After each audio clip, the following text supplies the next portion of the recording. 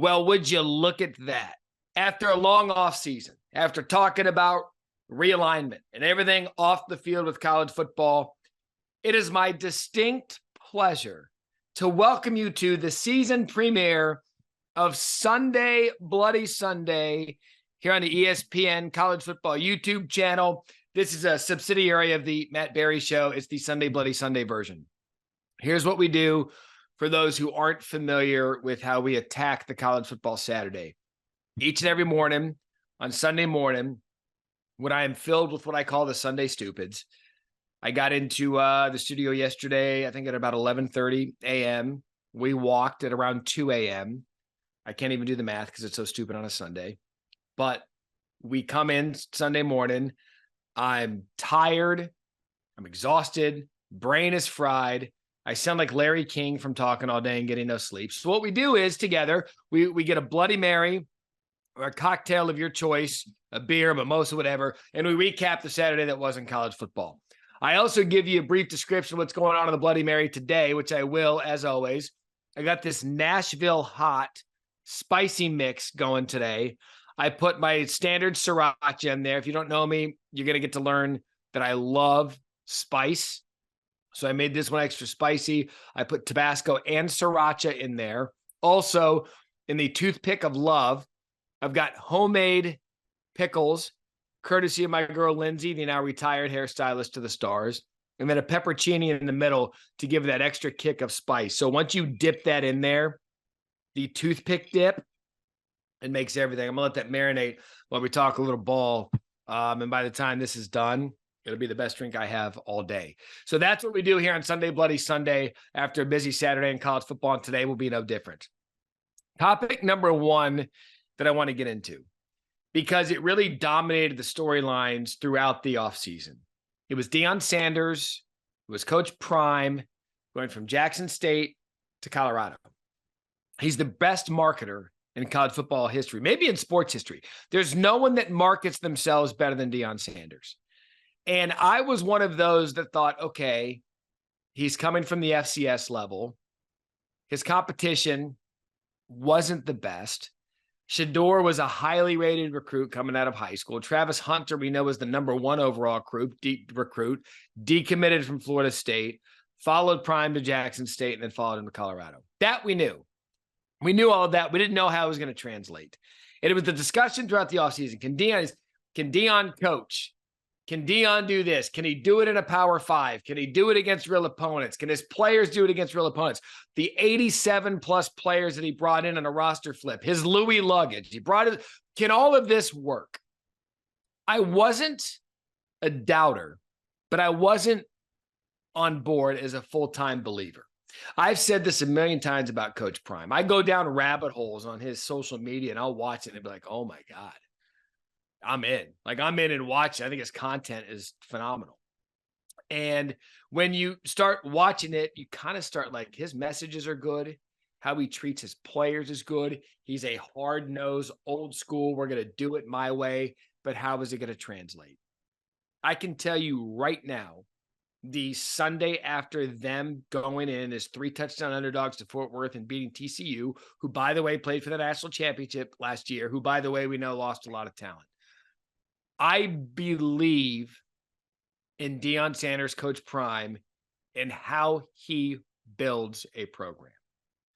We've got a full schedule throughout the season to determine how this is going to go. By no means is anyone sitting here saying that Colorado is going to win the Pac-12. No one's saying that. And if you are, good. I mean, you're excited about it. I am merely making the point that after one offseason and one game, first of all, if anyone had any doubt about the bona fides of Shador and Travis Hunter, this Dylan Edwards, true freshman kid, get those out of there. Those guys, you're going to hear from them all season long.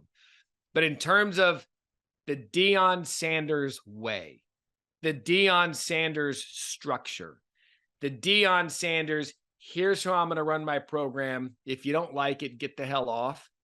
I believe in what he's doing. I firmly believe after week one. He went into his press conference yesterday talking about receipts. I've kept receipts. I've got receipts. He doesn't need to check a receipt with me because I was never out there saying this isn't going to work. I thought it would take time. But I will tell you, after what I saw on Saturday against TCU, the way that he's doing it, completely different than anything we've ever seen in college football history. You better get on board now, because we'll talk about it with Paul Feinbaum. We did discuss with Paul Feinbaum about the recruiting. One of the biggest things coaches have to do is get their team to believe. That's it. You just have to have your team believe, Ted Lasso style. Believe, sign in the locker room. Here's what we're going to do. Here's how we're going to do it. Deion's done that. And if recruits are looking around the country and they see the social media, Coach Prime is a bona fide superstar on and off the field, if they start looking and like, wait a second, I like the uniforms, I like the look, I like the swagger. And if he's starting to get kids that would normally look at Georgia, Alabama, LSU, Ohio State, Michigan, USC, this thing could be explosive. And I'm just excited at the potential. I've said it before. If you watch the Matt Barrie Show in the preseason, how loaded we think the Pac-12 is in their final year, which makes it sad. That's a whole other show. The Michael Penix, he showed out on Saturday. 5 touchdown passes, Heisman Trophy candidate. Washington's good. USC is really, really good. Caleb had another 5 or 6 touchdowns on Saturday to pad his Heisman stats. Utah is really, really damn good. They took care of Florida on Thursday night. These are the teams that we know. Oregon State, no one wants to mess with Oregon State. Trust me on this one. UCLA, although close, they got to win top to bottom. This conference is really good. If you throw Colorado into that mix with the national attention, sit back and watch the Pac-12, because to me, outside of the SEC, top to bottom now, it's the best conference in the league. And so to have them doing what they did yesterday on a national stage, I am a full believer in the Deion Sanders blueprint of how it's not for everybody, but for how he decided he wanted to build that Colorado program, and he did so with the win yesterday. Scrolling through a couple of other storylines I want to get to as we sip on our Bloody Mary. The big game, North Carolina, South Carolina, that was last night, Battle of the Carolinas. You got one in Columbia, Garnet and Black. You got one in Powder Blue. And Carolina Blue, they'll yell at me for that, in Chapel Hill. And Drake May, he was one of the players, if not for Caleb Williams, would probably be the number 1 overall pick in the NFL draft. And it's not to say some team won't value him at that. But they did what they needed to do to get the win. It was one of the more marquee games on Saturday because there was a lot of blowouts around the country. Some of the top teams were playing weaker teams, and they did what they had to do. In fact, we did a highlight on College Football Final last night. Forgive me if I get this wrong. If you watch this show, you'll know what the Sunday Stupids are, but I believe it was Ole Miss, Oregon, and Oklahoma, and the points that they hung. We did a 3-rung highlight of those games. I think the total combined points from those schools that they scored was 227. So there were a lot of points on the board. All of this is to say, back to North Carolina, South Carolina, that it was just one of those good games with 2 teams that were coming off different seasons. South Carolina, momentum, beating Clemson, beating Tennessee. North Carolina sliding a little bit. And after last night, Drake May, he's got Paysor, he's got some weapons, he's got the tight end Morales, he's got a great stable of running backs. And if what we saw is legit out of that North Carolina defense, you now have to put the Tar Heels in there with Florida State and Clemson. You just have to. They went in there, and I know South Carolina's offensive line, I don't know if that's a trend of things to come, but if that defensive line and defensive unit Gene Chizik has is legit, ACC is going to scratch another team that you have to contend with. Other side of it, I was surprised by the Gamecocks. Every time they tried to get into it, they kind of stubbed their toe a little bit. So cheers to Mac Brown. By the way, we also cheer some good storylines, and we'll do that right now, because cheers to Mac Brown. 100 wins at North Carolina, 100+ wins at Texas. Only FBS coach to ever have 100 wins at 2 separate programs. So cheers to Mac Brown for getting that done yesterday against South Carolina. Another prevailing storyline coming into the first Saturday of the college football season: which quarterback questions were going to be answered? Because going in, if you looked at the top 5 teams, if you looked at number 1 in Georgia, they had a quarterback question, and Carson Beck, Stetson Bennett off to the NFL, won back-to-back national championships. I thought he was good. I thought he did what he had to do to get Georgia the win. They beat UT Martin 48-7. Beck 294 yards and a touchdown. They kind of walked their way through it.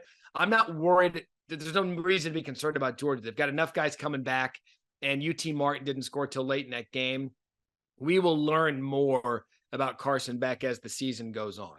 The other team that had a question mark at quarterback, you look at Ohio State with Marvin Harrison Jr., Emeka Egbuka, Travion Henderson, Mayan Williams. You could argue this team is as loaded, Julian Fleming. They have so much skill at the skill positions, at receivers, running backs, and tight ends.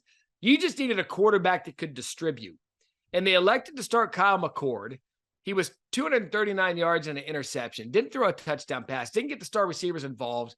Ohio State gets the win 23-3 over Indiana. It's a conference win. I'm not going to jump off Ohio State. I think it's fool's gold to sit here and say, well, they struggled. They're not going to be as good as we thought. I just don't know that they did enough to convince people like that's the second best team in the country. Because big picture, actually, it's my fault. Dollar for Matt. They're ranked third. Big picture, if they get it going, if they find a way to get that talent to football, you can't sit here and tell me there isn't anybody as talented, if not more talented than Ohio State. So Kyle McCord's going to be one to watch. I say check for Georgia and Carson Beck because you can tell it's there. We've got to table the discussion with Ohio State and Kyle McCord for now, just because we don't know enough yet. Devin Brown also got in the game. I think that's going to be a quarterback competition that weaves its way through the season until it clicks. Because if it clicks, look out, Ohio State's loaded. Another quarterback question we needed to see answered. And we've talked about it at length here on the ESPN College Football YouTube channel. I've talked about it at length on SportsCenter and on College Football Final is Alabama. You look at Nick Saban and his lineage of what he's done at quarterbacks. It's changed over the past 6-7 years because he's taken these quarterbacks and made them into first-round NFL draft picks, in some cases the number 1 overall draft pick, and they've gone on to great success in the NFL. Bryce Young, number 1 overall pick for the Carolina Panthers. Jalen Hurts, although he transferred, was at Alabama. He's doing amazing things for the Philadelphia Eagles. Mac Jones was a first-round pick of the New England Patriots. Tua Tagovailoa, first-round pick of the Miami Dolphins. So point being, he takes quarterbacks, moves them to the NFL. The one thing we didn't know for the first time in a long time is who the next quarterback was going to be, because every time a guy left Alabama to go to the NFL, oh, Tua's up, Mac Jones is up, this guy's up, Bryce Young. We knew. We didn't know that coming into Saturday. But here's what we know after seeing Jalen Milroe in his first start as Alabama's quarterback. He does things these past Alabama quarterbacks cannot. And that's what makes this frightening, because for the first time since those guys that I listed off, Mac Jones wasn't a runner. Tua could get out of his own way, but not really a runner. If you look at that list, I'd say probably Jalen Hurts was probably the only guy that you had to contend for with his feet in addition to his arm. But he wasn't built like Jalen Milroe, and that's why this is different. And I think Alabama has answered the quarterback question with, okay, here's our guy. This is the guy that we're going to trot into Texas. We saw Tyler Buckner late in the game, but Milroe is someone who you're going to have to keep an eye on because he was a relative unknown outside of the Southeastern Conference, especially in Alabama. But he's a player a la Joe Milton at Tennessee that if they start harnessing that athletic ability and start comprehending the offense and what they're trying to do, you got to watch out. We're going to know a lot more about Milroe after Saturday when they take on Texas. And so some 3 quarterback questions that I wanted to hit on going into the season, mixed results. Milroe nailed it. McCord, little bit of a question mark. So we'll see the rest of the guys, how they can get in there. And Carson Beck, I think when you look at them, they're going to be fine over the course of the season. All right. We're going to wrap up Sunday Bloody Sunday with a couple of cheers because we like cheers and some great performances from Saturday. By the way that this toothpick has just been sitting in here, well, it's going to be special. Cheers number 1, Texas State. Here's why I'm cheering Texas State. G.J. Kinney, their head coach, took over for Jake Spavital, who was let go. He brings in a transfer quarterback who started, T.J. Finley, Auburn, LSU, SEC, comes to Texas State. They were 27.5-point underdogs to Baylor. Texas State, for the first time since 2012, beat an FBS opponent. Think about that. They joined FBS in 2012. Sorry, Power 5. They joined FBS in 2012, but they hadn't beaten a Power 5 opponent since they joined FBS. Cheers to Texas State. You got in there. You took on Dave Aranda and Baylor, and you got your first win against a Power 5 opponent since 2012. That's like 17 cheers is good for you. Another cheers. This one happened late. We had it on College Football Final, but if you weren't paying attention, there was a weather delay in Laramie, so it started a little bit late. But Texas Tech, under Joey McGuire, was a trendy team to win the Big 12. They went up to Laramie as 14-point favorites. They got beat by Wyoming in double overtime. It was one of the more entertaining games on an otherwise not too entertaining Saturday that Craig, but all he does is make you believe. I talked about belief with Deion. Wyoming's one of those schools. If you're a Power 5, I would never, ever schedule to go up to Laramie and play Wyoming. Because now Texas Tech figured it out. Look, everything's still in front of them. They could still win the Big 12. But cheers to Wyoming. They were down 17-0 at one point. They found their way back into the game, and they won in double overtime. So those are some of the standout performances from Saturday with some teams that perhaps you didn't think would get it done. A couple of Matt's notes real quick that I want to touch on. Michigan, J.J. McCarthy, Roman Wilson, Blake Corum looked good. Thoughts and prayers with Jim Harbaugh and his family as they go through this difficult time. Snark if you didn't pick up on it. Caleb Williams, 5 touchdowns. They beat Nevada 66-14. Pac-12, I mentioned a second ago, is loaded. I do want to get into this real quick. Drew Aller, he's the 5-star stud for Penn State.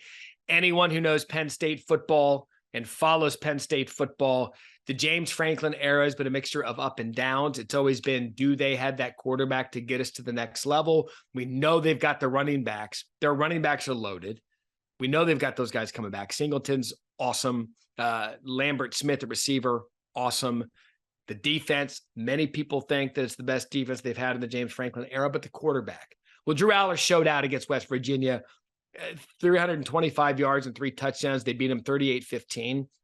West Virginia is just sneaky enough of an opening game where you've got to be on your A game, and they did so. So Penn State, a lot of hype coming into the season. That Big Ten East is loaded with Michigan and Ohio State. Penn State needs to be in that conversation. They look to be that good this year.